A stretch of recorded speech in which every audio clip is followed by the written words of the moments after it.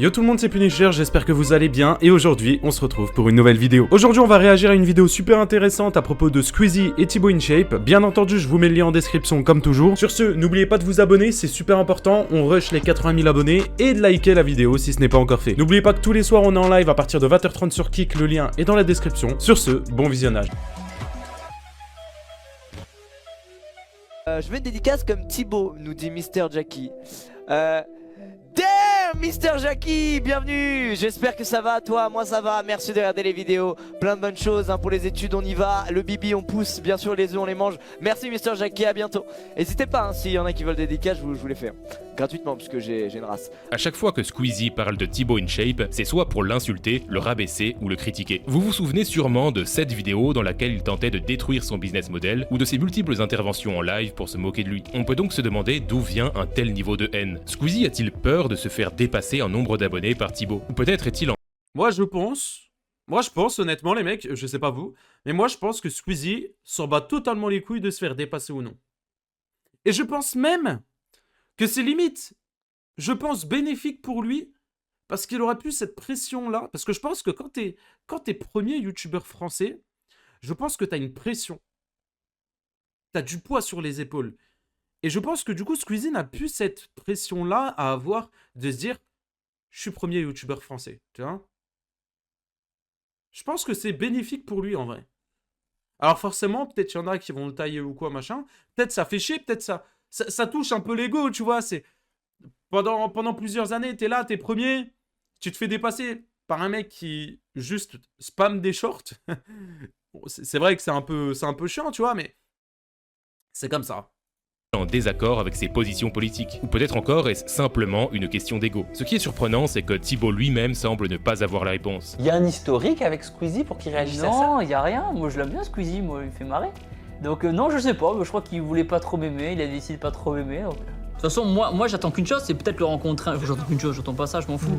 Mais si je peux le rencontrer un jour, juste en parler, lui dire juste pourquoi. La première hypothèse est évidemment Ok. celle de la concurrence. Ça fait longtemps que Thibaut talonne Squeezie en nombre d'abonnés. Et au moment où vous regardez cette vidéo, il l'aura sûrement déjà dépassé. La deuxième raison C'est le cas, c'était cette nuit. de la haine de Squeezie, c'est que Thibaut a toujours été à son exact opposé, que ce soit en termes de stratégie YouTube, de contenu, mais aussi de valeurs et notamment d'engagement politique. Il n'est un secret pour personne que Squeezie est plutôt engagé à gauche, comme en témoigne ce clip de 20 secondes. Notre passé historique du coup qui est misogyne, qui est raciste, qui est colonisateur, tout ça. Bah aujourd'hui juste faut accepter de dire on a fait grave de la merde. Franchement, les hommes on a fait de la merde vis-à-vis des femmes pendant des décennies. Les blancs on a fait de la merde vis-à-vis des autres pendant des décennies, des siècles. Et aujourd'hui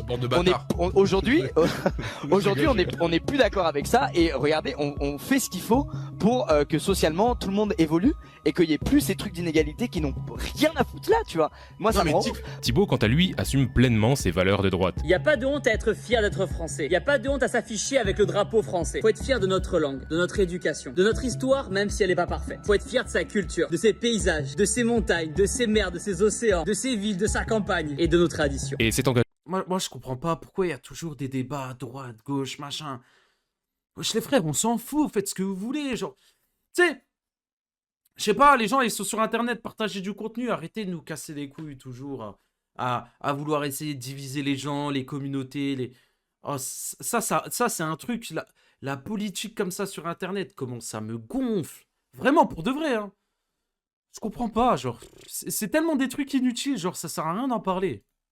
Thibaut sait très bien que ça ne va pas l'aider à se faire apprécier des autres youtubeurs. Squeezie n'est pas le seul à boycotter Thibaut. Ce dernier n'est quasiment jamais invité dans les vidéos de ses collègues et il est souvent boycotté pour les gros événements. C'est quelque chose qui est vrai, les mecs. Thibaut InShape, on le voit pas faire des feats avec Amixem, Joyka, Squeezie, Michou. Enfin, si, mais ça date. Genre, c'est vrai, les mecs, en vrai. Thibaut InShape, il fait pas de feat avec les gens.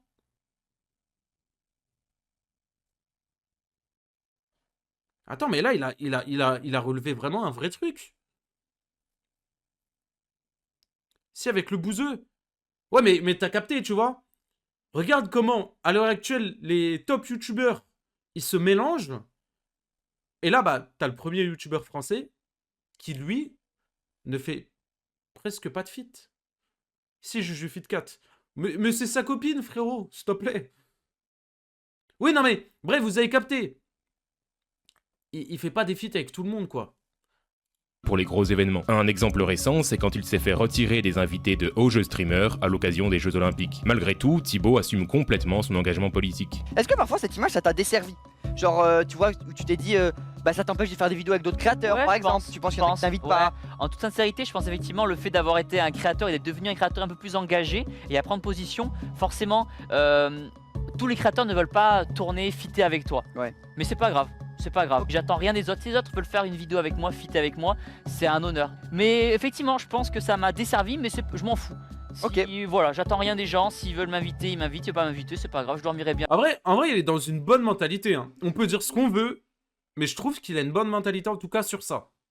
La nuit, je dors très bien la nuit. Maintenant qu'on sait pourquoi Squeezie déteste Thibaut InShape, on va voir comment il fait tout pour lui nuire. En 2019, il publie une vidéo intitulée « Les temps forts de YouTube ». Dans cette vidéo, il critique violemment le contenu de deux youtubeurs, Thibaut et David Lafarge. J'ai déjà traité le cas de David Lafarge dans une vidéo précédente. Pour résumer, Squeezie s'était moqué de sa baisse d'audience, ce qui avait mené à une vague de harcèlement à l'encontre de David, le mettant dans un état quasi dépressif. Pour ce qui est de Thibaut, c'est de son business model que Squeezie s'est moqué. Et il a dédié 9 minutes complètes de sa vidéo uniquement à ce sujet. Au cœur de sa critique, Squeezie attaque Thibaut sur le fait qu'il vende des vidéos dédicaces à 36 €. Sur mon site, on retrouve aussi les vidéos personnalisées. Où pour 36 €, je dis tout ce que vous voulez en 15 secondes.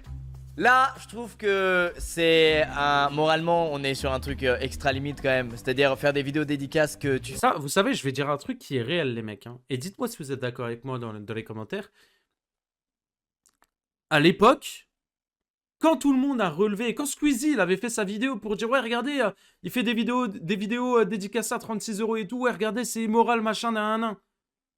Il y a tout le monde qui a allumé Thibaut InShape et maintenant tout le monde fait des vidéos comme ça. Tout le monde. Il y a des stars, il y a des machins, tout le monde fait des vidéos comme ça. Et il y a personne qui en parle. C'est comme avant à l'époque les placements de produits.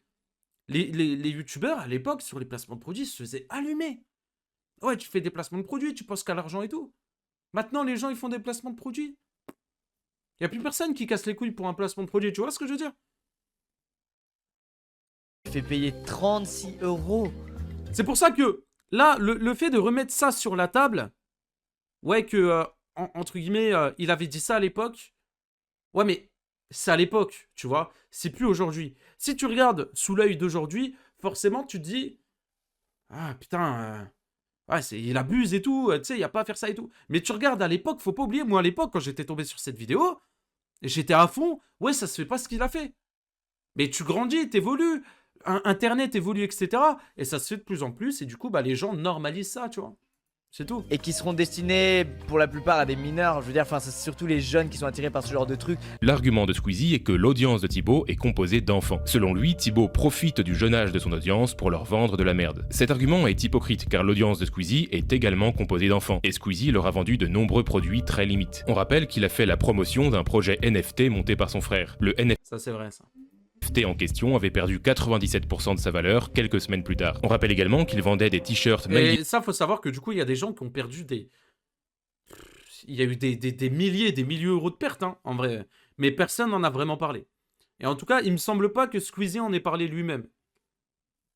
in China avec Cyprien à l'époque de Cyprien Gaming. Et plus tard, sa marque Yoko proposait des articles très chers et pas toujours de bonne qualité. On y trouvait par exemple des paires de chaussettes à 30 €. Ce commentaire sur la boutique est révélateur. La créa artistique est top, mais le prix est extrêmement élevé par rapport à la qualité des produits reçus. La plupart des produits sont indiqués Made in Portugal, mais certains viennent de Chine, ce qui n'est plus indiqué sur le site, comme par magie. Il est important de rappeler que Thibaut comme Squeezie sont tous deux des businessmen. Thibaut InShape et Squeezie sont deux marques déposées. Thibaut et Lucas payent tous deux des dizaines d'employés pour créer leurs vidéos et leurs produits. Et il n'y a aucune honte à ça. Squeezie ne devrait donc pas attaquer le business d'un collègue, puisqu'ils font tous deux la même chose. Et tenter de détruire son collègue devant 11 millions de personnes prouve un manque d'éthique de sa part. Il me plante un poignard dans le dos, il me plante un poignard dans le dos de ma famille avec qui je bosse, de gens, de gens que je fais vivre et que j'emploie.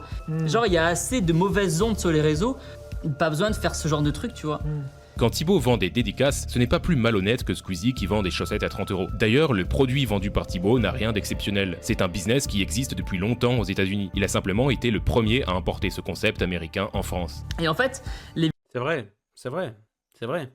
Et vu que nous, on a la mentalité française, quand tout de suite quelque chose d'un peu bizarre se passe aux États-Unis et arrive en France, on va allumer cette personne-là. Et c'est quelque chose qui est réel. C'est quelque chose qui est réel et on peut pas le nier. Vous regardez à l'époque, Matt Podcast, là, ou je sais plus quoi, là. Il avait plagié. Il s'était fait allumer partout Internet. Hein. Il s'est barré la livre Internet et tout. Les mecs, là maintenant, tout le monde plagie. Unchained, Furious, tout le monde plagie. Et pourtant, personne se fait défoncer. Parce que les gens ont normalisé ça. Les vidéos personnalisées, ça vient d'où? Ça vient tout simplement du fait que j'avais vu Jake Paul, le youtubeur américain, qui a fait une story en disant ben voilà, je peux faire des vidéos contre monétisation pour souhaiter un bon anniversaire, pour les BDE, pour les trucs ça. Et sur le coup, j'ai trouvé ça génial en mode que c'est cool d'offrir ce service-là aux abonnés qui le veulent. Et aujourd'hui, c'est un business model très courant aux États-Unis comme en France. Par exemple, sur le site Cameo, il y a de nombreuses stars américaines. On a aussi le site Vidéoléo où on peut voir pas mal de célébrités françaises vendre des vidéos dédicaces. Il y a même plusieurs youtubeurs français sur le site et personne n'en fait un scandale. Face à tant d'hypocrisie, Thibaut a su réagir de manière... Personne n'en fait un scandale, encore une fois. C'est parce qu'à l'époque, c'était tabou. Et là, maintenant, bah, c'est limite devenu normal. Donc, totalement pacifiste en publiant ce commentaire, Octogone direct. Non, très bonne vidéo, chacun est en droit de penser ce qu'il veut. Le problème c'est que peu de temps après sa réponse, Squeezie s'est permis de l'insulter en plein live. N'hésitez pas, hein, s'il y en a qui veulent des dédicaces, je vous les fais. Gratuitement, puisque j'ai une race. Et là on voit le vrai visage de Squeezie. Lui qui est très engagé contre le harcèlement, qui prône des valeurs de respect et de bienveillance, on peut dire qu'il a failli à ses propres principes. Les gars, faites un effort, je veux pas m'énerver. Je veux pas m'énerver. Tous les petits chiens là, qui sont en mode pas d'accord, nanana, qui sont fermés d'esprit, allez vous faire foutre. Cassez-vous de ce live, cassez-vous de Twitch, cassez-vous des réseaux. On vous déteste tous, vous nous faites honte, vous nous mettez dans des bourbiers, vous nous cassez les couilles. Dégagez de là par pitié quoi. Oh putain. Putain les gars, je prends le temps de vous expliquer, vous cassez encore les couilles, c'est quand même une dinguerie tu vois. Putain. Combien de fois on va devoir le dire, sérieux? Je vous le dis gentiment les frérots là. Et même s'il appelle à ne pas harceler Thibaut, il sait pertinemment que son disclaimer ne sera pas respecté. D'ailleurs, je veux pas que vous croyez qu'il faut aller lui reprocher quoi que ce soit. Je fais pas du tout cette vidéo pour que les gens aillent niquer Thibaut derrière et qu'il se fasse harceler. Au final, Thibaut s'est bel et bien fait harceler. Il a reçu une avalanche de haine sur tous ses réseaux. Ce n'est que quelques années plus tard qu'il reviendra sur cet épisode lors d'une interview sur la chaîne de Ben Never. Puis un jour, t'as Squeezie qui est un peu ben voilà, le roi de YouTube, il faut le dire, le numéro 1, qui a une aura incroyable, ça on peut pas lui enlever, qui a dit non, ce qu'il fait c'est nul, c'est de la merde. Je trouvais ça un peu dommage, petit.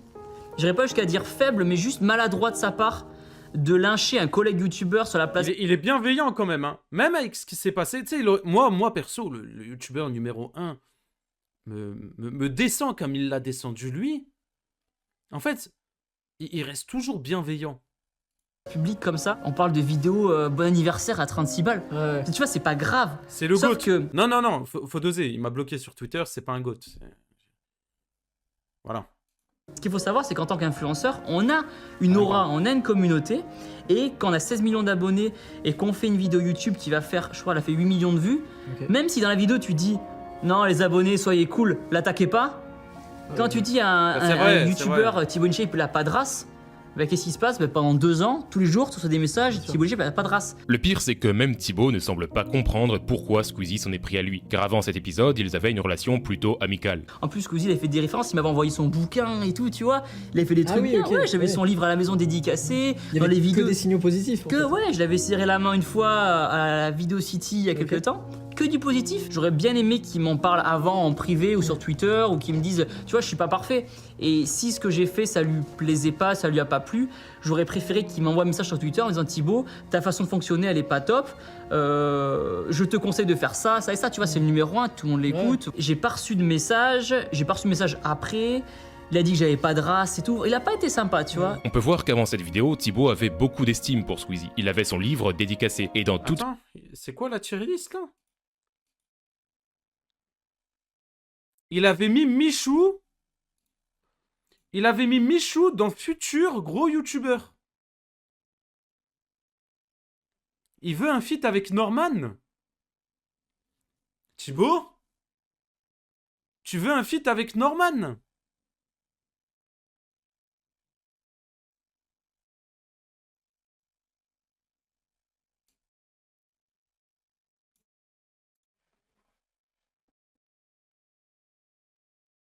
Bizarre, hein. Squeezie. Il avait son livre dédicacé, et dans toutes les vidéos que j'ai regardées, il n'a que du positif à dire sur lui. Non, il n'y a aucun antécédent et lui aussi a bien évolué et bravo à son succès. Bravo à lui.